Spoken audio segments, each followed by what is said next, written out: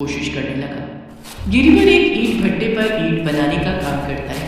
जनवरी का महीना था और ठंड बहुत ज्यादा पड़ रही थी। गिरिवर के पास पहनने के लिए न तो कोई गर्म कपड़ा था और न ही पैरों में चप्पल। गिरिवर ने एक फटी हुई शर्ट पहन रखी थी जिसमें उसे बहुत ज्यादा ठंड लग रही थी और ठंड के कारण उसके हाथ पैर बिल्कुल काम नहीं कर रहे थे। ईंट भट्टे पर काम करने के बदले में गिरिवर को बहुत कम पैसे मिलते थे। उन पैसों में उसका और उसके परिवार का पेट भी नहीं भर पाता था। गिरिवर के परिवार में उसके बूढ़े माता पिता, पत्नी मिश्री, बेटी कुहू और बेटा सनी थे। इतने बड़े परिवार के आगे गिरिवर की कमाई बहुत कम पड़ जाती थी। ऊपर से ये ठंड का मौसम गिरिवर के लिए बहुत बड़ी मुसीबत था। गिरिवर जल्दी जल्दी ईंटें बना रहा था, लेकिन उसकी आंखें तो ऊपर आसमान पर थी। तभी उसके साथी बबलू ने कहा, गिरिवर भाई, ऊपर क्या देख रहे हो? बबलू, न जाने ऐसा क्यों लग रहा है कि आज आसमान से आफत बरसने वाली है। सही कह रहे हो भाई, आज मौसम बहुत खराब है। दिन में ही अंधेरा छाया हुआ है। आज तो एक पल के लिए सूरज नहीं निकला। ठंड भी बहुत बढ़ गई है। जब भट्टी के पास जाता हूँ तो वहाँ आग की गर्मी से थोड़ी राहत मिलती है। वहां से हटने का मन ही नहीं करता। हाँ बबलू, लेकिन हम भट्टी के पास कब तक रहेंगे? रात में तो अपने घर ही जाना है। गिरिवर और बबलू बातें करते हुए अपना काम करने लगे। शाम को काम खत्म करके गिरिवर अपने घर लौट आया। गिरिवर का परिवार एक टूटी फूटी झोपड़ी में रहता था जिसमें से ठंडी हवाएं घर के अंदर आती थी। सोने के लिए पुआल का बिस्तर और ओढ़ने के लिए प्लास्टिक की चादर, जिसे गिरिवर की पत्नी ने बड़े बड़े पॉलीथीन को जोड़कर बनाया था। गिरिवर को देखकर उसकी माँ शांता ने कहा, आ गया बेटा, मेरी दवाई लेकर आया है ना? नहीं माँ, आज ठंड बहुत ज्यादा होने के कारण बाहर सभी दुकानें बंद हैं। कोई बात नहीं बेटा, आज तो सच में बहुत ज्यादा ठंड है। बरसों के बाद ऐसी ठंड पड़ी है, ऐसा लगता है हाथ पैर जम जाएंगे। पहनने के लिए गर्म कपड़े नहीं होने के कारण शांता को ठंड लग गई थी और उसे तेज बुखार था। गिरिवर की पत्नी मिश्री शांता के सिर पर ठंडे पानी की पट्टी करने लगी। मिश्री, आज तुमने खाना नहीं बनाया है क्या? खाने में क्या बनाऊं? घर में अनाज के नाम पर थोड़े से चावल रखे। ठीक है, आज सबके लिए गीले चावल बना दो। मैं कल कुछ राशन का इंतजाम करूंगा। मिश्री गीले चावल बनाने जा ही रही थी कि तभी बहुत जोर जोर से ठंडी हवाएं चलने लगी। धीरे धीरे तेज हवाएं तूफान में बदल गई। हे भगवान, इतना तेज तूफान, पता नहीं आज क्या होने वाला है। तूफान इतना तेज था कि गिरिवर की झोपड़ी हिलने लगी, जिसे देखकर कुहू और सनी डर के मारे रोने लगे। बाबा, हमारी झोपड़ी तो हिलने लगी, अब हम सब मारे जाएंगे। नहीं कुहू बेटा, तुम डरो मत, हमें कुछ नहीं होगा। बाबा, बाहर बर्फ का तूफान आ रहा है। देखो, हमारी झोपड़ी के अंदर बर्फ गिर रही है। सनी की बात सुनकर गिरिवर ने झोपड़ी के बाहर जाकर देखा तो सचमुच में बर्फ का तूफान था। जमीन पर चारों तरफ बर्फ ही बर्फ जमी हुई थी। गिरिवर फौरन अपनी झोपड़ी के अंदर आ गया, लेकिन ये क्या, अचानक बहुत तेज हवा का झोंका आया और गिरिवर की झोपड़ी को अपने साथ उड़ाकर ले गया। एक ही झटके में गिरिवर और उसके पूरे परिवार के सिर से छत छिन गई थी। बाबा, वो देखो, हमारी झोपड़ी हवा में उड़ रही है। पापा, हम तो बेघर हो गए, हमारी झोपड़ी तो तूफान में उड़ गई, अब हम कैसे रहेंगे? गिरिवर के पास सनी और कुहू की बातों का कोई जवाब नहीं था। वे सब अब खुले आसमान के नीचे थे। ऊपर से बर्फ का तूफान थमने का नाम ही नहीं ले रहा था।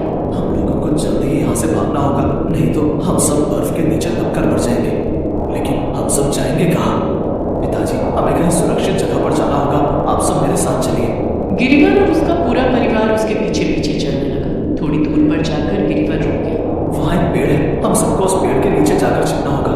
लेकिन गिरिवर बेटा, वो पेड़ तो पहले से ही बर्फ से ढका हुआ है। माँ, हमारे पास और कोई चारा नहीं है। यहाँ आसपास में हमारे छिपने के लिए कोई और जगह नहीं है। हम उस पेड़ के नीचे छिप जाएंगे तो कम से कम बर्फ हमारे ऊपर तो नहीं पड़ेगी। गिरिवर के कहने पर सभी लोग उस बर्फ के ढके पेड़ के नीचे जाकर खड़े हो गए, लेकिन फिर भी वे सब बर्फ के तूफान से बच नहीं पा रहे थे। न जाने ये बर्फ का तूफान कब थमेगा। बहू, तू बच्चों को कसकर थामे रहना, कहीं तूफान में हम में से कोई उड़ ना जाए। वे सभी उस पेड़ को कसकर पकड़कर खड़े हो गए। तूफान सारी रात चलता रहा। गिरिवर और उसका परिवार सहमा हुआ किसी अनहोनी की आशंका से बेहद डरा हुआ था। जैसे तैसे रात गुजरी और सवेरा हो गया। बर्फ का तूफान भी अब थम चुका था। कैसी कयामत की रात थी, न जाने हम सब कैसे जिंदा बच गए। लेकिन माँ, अब हम लोग कहाँ रहेंगे? चलो, हम सब अपनी झोपड़ी के पास चलते हैं। और वे सभी अपनी झोपड़ी के पास आए, लेकिन वहां तो झोपड़ी का नामो निशान भी नहीं था। झोपड़ी तो तूफान में उड़ चुकी थी।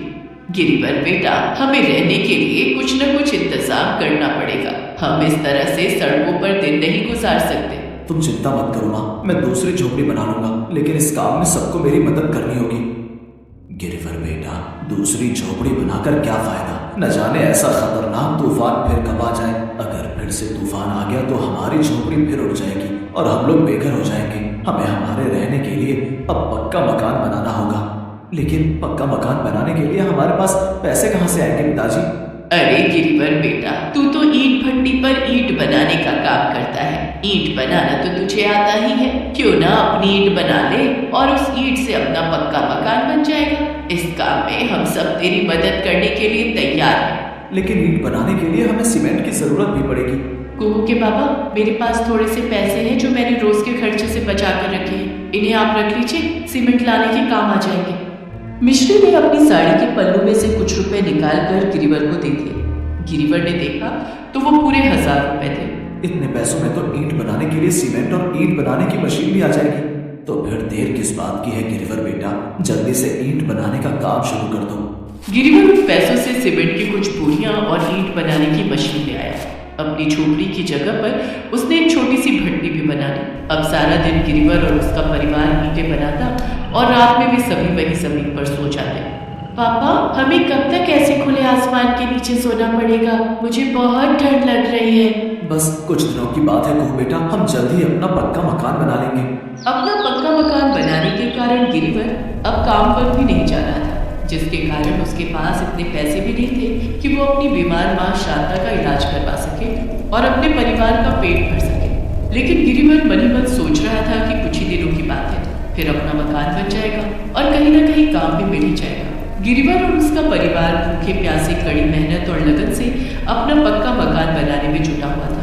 आते जाते कुछ लोग गिरिवर को वहां ईंटें बनाते हुए भी देखने लगे।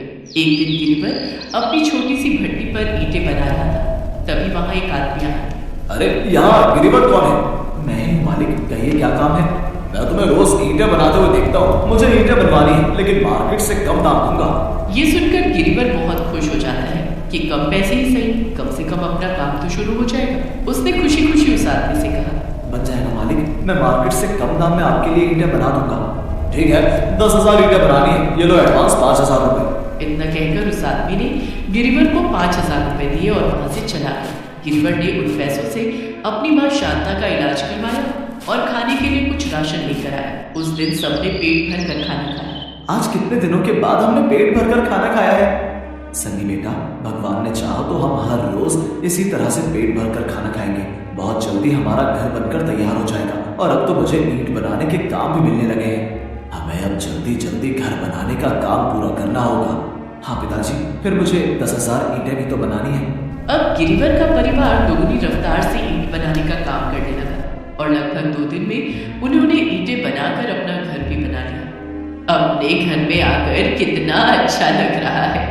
अब हमें किसी तूफान से डरने की जरूरत नहीं है। गिरिवर की छोटी सी ईंट भट्टी भी उसके घर के अंदर थी, जिससे उसका घर भी गर्म रहता था। गिरिवर का परिवार खुशी खुशी अपनी ईंट भट्टी के मकान में रहने लगा।